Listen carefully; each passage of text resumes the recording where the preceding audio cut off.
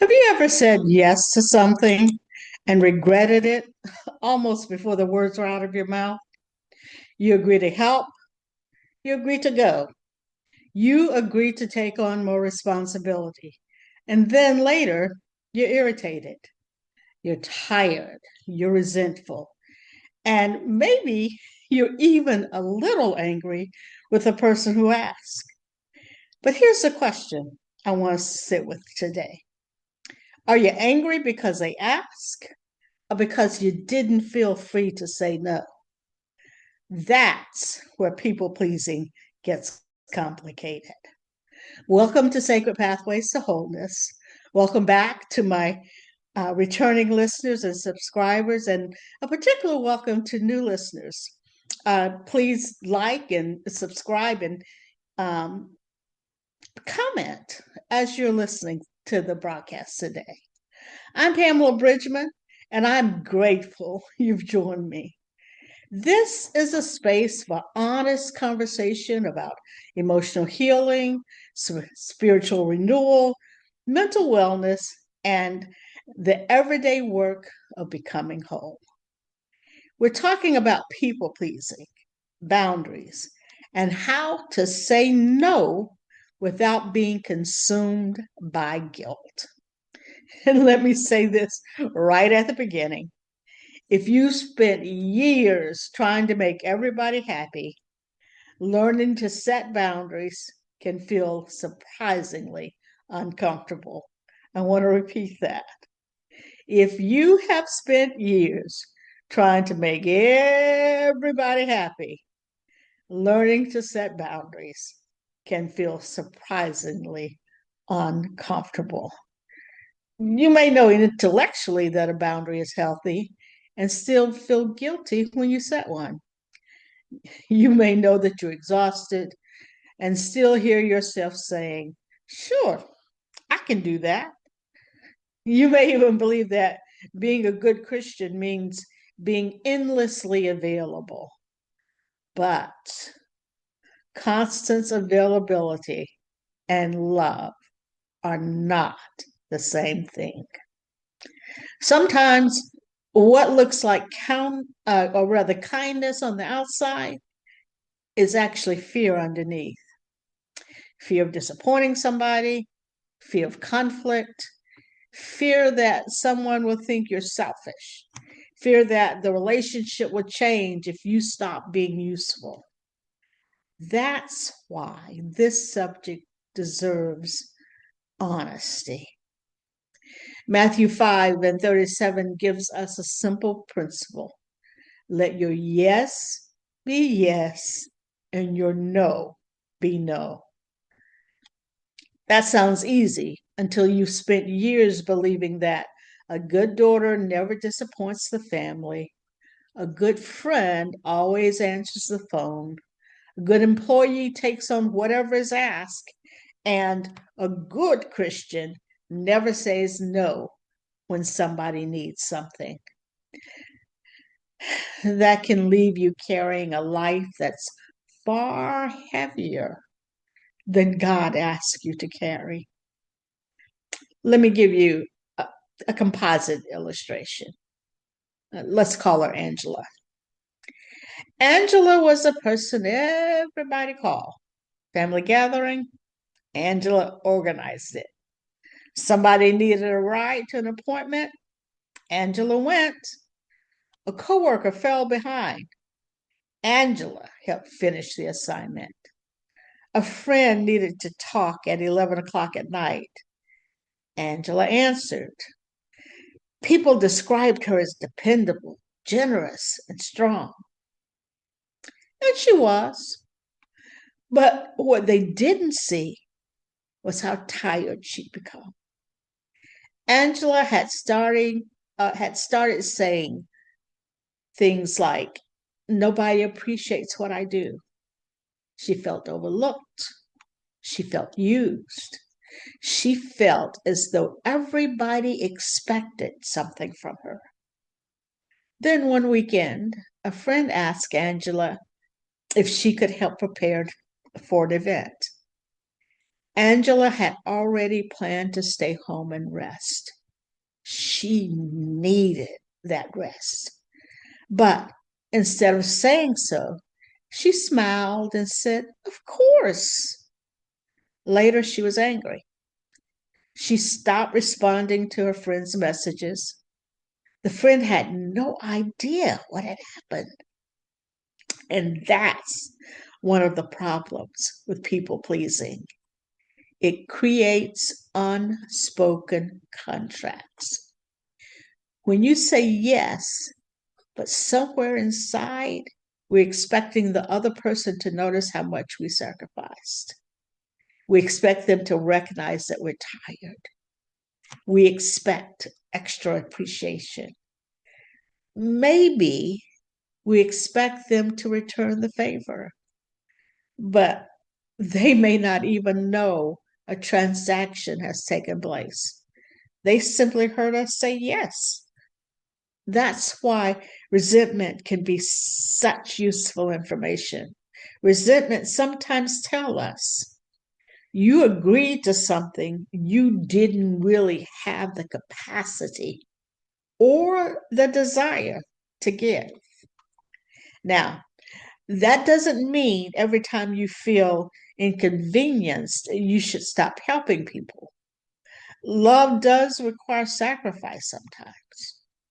There are moments when we show up because someone genuinely needs us. But healthy sacrifice is different from chronic self abandonment. And for some people, this pattern of chronic self abandonment, of people pleasing, started very early. Maybe you grew up in a home where keeping everybody calm helped make you feel safe. You became very skillful at reading faces. You anticipated moods. You knew when to stay quiet. You learned how to make yourself agreeable. Maybe affection was connected to being obedient, helpful, accomplished, or easy to manage. If disagreement brought anger, withdrawal, or silence, you may have learned that peace depended on keeping everybody happy. You may be grown now, but your nervous system still reacts to somebody's disappointment as though something terrible is about to happen. That helps explain why boundaries can produce guilt, even when the boundary is completely appropriate. And this is something I want you to remember. Guilt doesn't always mean you've done something wrong. Sometimes guilt means you're doing something new. You can feel guilty and still make a healthy decision. You can disappoint somebody and still love them. You can decline a request without rejecting the person. A boundary isn't punishment. It's simply information about what you can and cannot responsibly offer. It can sound like this: I'm not available this evening. I'm not available next week. I can help for an hour, but I can't stay all day. I'm not able to lend money. I care about you, but I'm not willing to continue this conversation while I'm being insulted. I can't take another project this week. Notice how short those sentences are? People pleasing tend to over explain because we think we have to prove that our no is legitimate. No is a complete sentence. It has an implied subject and an implied object. Someone asks, can you attend this meeting Saturday? And instead of saying no, we start building a court case. Well, I'm really tired and I've got laundry and I need to go grocery shopping and I haven't had a free weekend. And now the other person says, oh, it'll only take an hour. Suddenly, you're looking for a better excuse. But sometimes the healthiest answer is simply, thank you for thinking of me, but I'm not available Saturday. That's kind, it's honest, it's complete. You don't always need a defense. And yes, some people may push back when you start setting boundaries. That doesn't automatically mean your boundary is wrong. Sometimes people resist a new boundary because the old arrangement worked very well for them. Let me give you another example. Let's call him Daniel. Daniel had become the designated problem solver in his family. Every emergency became Daniel's emergency. Every adult problem somehow ended up in Daniel's lap. And for years, he handled it. Then he started realizing that helping had turned into overfunctioning. So instead of fixing everything, Daniel finally began saying, I'll help you think through your options, but I can't solve this for you. One relative told him, you've changed. Daniel said, I'm changing. I'm learning to help without taking over. I think that's a very important distinction. Healthy support says, I'll walk beside you. Overfunctioning says, I'll carry what belongs to you. And people pleasing doesn't just happen in families. It happens at work too. Maybe you've been the person who keeps volunteering for extra assignments because you want to be seen as dependable. At first, that may seem admirable, but you keep saying yes to more than you can realistically do. Eventually, the quality of your work suffers. You become overwhelmed, resentful. You may even start wondering why nobody notices how much you're carrying. A thoughtful no can actually protect the quality of your yes. You might say to a supervisor, I can take on this project, but I'll need your guidance about which of my current priorities should be delayed. That isn't defiance. That's responsible communication. A healthy boundary or healthy boundaries have another side that we don't always talk about. If we want people to respect our no, we also have to respect theirs. We can't demand the freedom to set boundaries and then become offended every time somebody sets one with us. If a friend can't attend an event, it doesn't necessarily mean she doesn't value you. If an adult child isn't available exactly when you prefer, that doesn't automatically mean rejection. Strong relationships aren't built on unlimited access. They're built on respect, honesty, trust, and mutual care. Galatians 1:10 raises the issue of human approval. And I don't think that means we become insensitive or stop caring how our behavior affects others. It means approval can't become the thing that controls us. You're allowed to ask, Am I doing this because it's loving or because I'm afraid of what they'll think if I don't? That question alone can change a lot. So, the next time somebody asks you something, try not to answer automatically. Pause. Ask yourself, do I actually have the capacity for this? Am I saying yes from love or fear?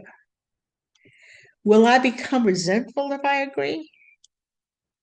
Am I taking responsibility for something that belongs to another adult? What would an honest answer sound like? And here's something wonderfully practical. You don't have to answer immediately. You can say, let me check my schedule and I'll get back to you.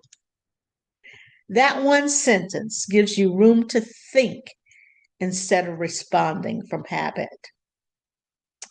And when guilt comes, and it may, remind yourself, I'm not abandoning anybody. I'm learning to be honest. I don't have to exhaust myself to prove that I care. A loving no may be healthier than a resentful yes. The goal isn't to become cold. It isn't to become unavailable. And it certainly isn't to stop being generous. The goal is to become truthful because your yes should have integrity. Your no should have dignity. And your relationships shouldn't require you to disappear in order to keep everybody else comfortable. Here's something you can do this week. Think of one area where you regularly say yes because of guilt, fear, or obligation. Maybe it's family, maybe it's work, maybe it's church, maybe it's friendship. And then write down one simple boundary sentence you can use the next time that situation comes up. Something like, I'm not able to do that at this time. I need to think about it before I commit. I can't help with that part, but I can't take responsibility for the whole thing. Or rather, I can help with that part, but I can't take responsibility for the whole thing. Then practice saying it out loud without a long explanation, without apologizing 5 times, without trying to convince yourself that you're still a good person. Just practice being honest. May the sovereign Lord give you courage to speak with honesty and kindness. May he free you from the belief that love has to be learned through exhaustion. May he teach you the difference between generosity and self-abandonment, between helping and carrying what was never yours to carry. May your yes be sincere. May your no be peaceful. And may your relationships grow stronger because there's room in them for truth, respect, and healthy boundaries. Thank you again for joining me on Sacred Pathways to Wholeness. Please like, comment, subscribe, and share this episode with someone who may need permission to say no without believing they've done something wrong. And if this conversation spoke to you, please tell me in the comments. What makes saying no hardest for you?